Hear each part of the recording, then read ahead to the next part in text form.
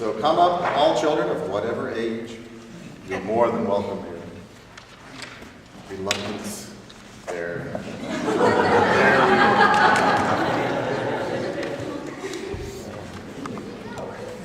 It's okay, because this is kind of a children's moment, a time of children sharing, which is going to be appropriate for all ages. Hey, Macy. Hey, Mommy.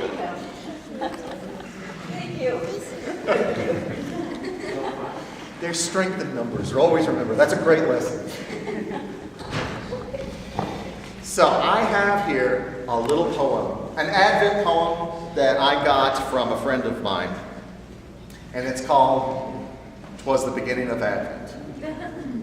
So, with apologies to Mark Smith, who read our poem, or performed and recited our poem last week.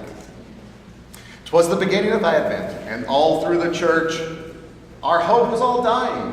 We'd given up on the search. It wasn't so much that Christ wasn't invited, but after 2,000 plus years, we were no longer excited. Oh, we knew what was coming, no doubt about that, and that was the trouble. It was all old, all so old hat. November brought the first of an unending series of pains, with carefully orchestrated advertising campaigns.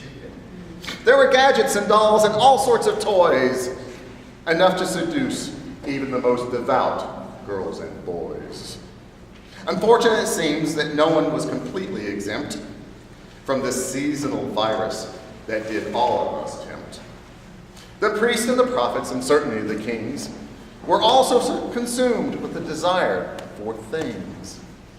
It was rare, if at all, that you'd hear for the reason, for the origin of this whole holiday season.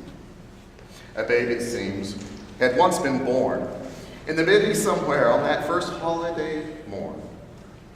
But what does that mean for folks like us who've lost ourselves in hoopla and fuss? We can relearn the art of wondering and waiting, of hoping and praying and anticipating. Can we let go of all the things and the stuff? Can we open our hands and our hearts long enough?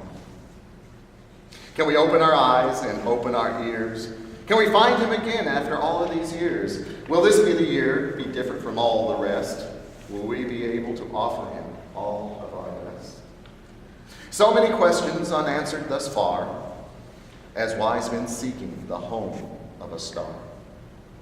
Where do we begin and how do we start to make the child a place in our heart?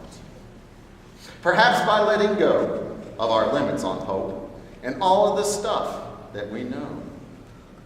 Let go of the shopping, of chaos and fuss. Let go of the searching. Let Christmas find us. We open our hearts, our hands, and our eyes to see the King coming in our own neighbor's cries. We look without seeking what we think we've earned, but rather we're looking for relationships spurned. He'll lead us to challenge the way that things are. He'll lead us to follow a single bright star. But that will come later if we're still around.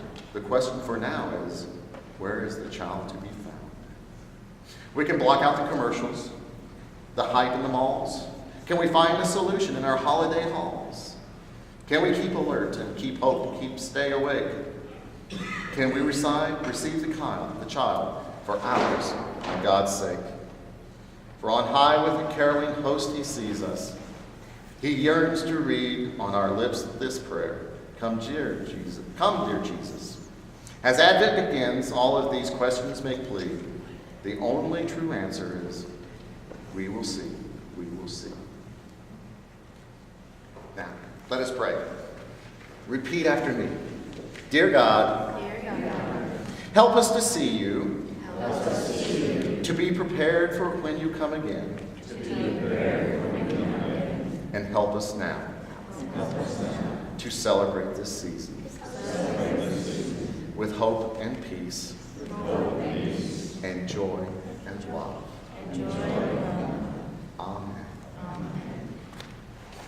Now, Marie is back there, and I think that if there are any children who would like to go back to the daycare, the young children, you're more than welcome to leave at the end of the singing of the doxology.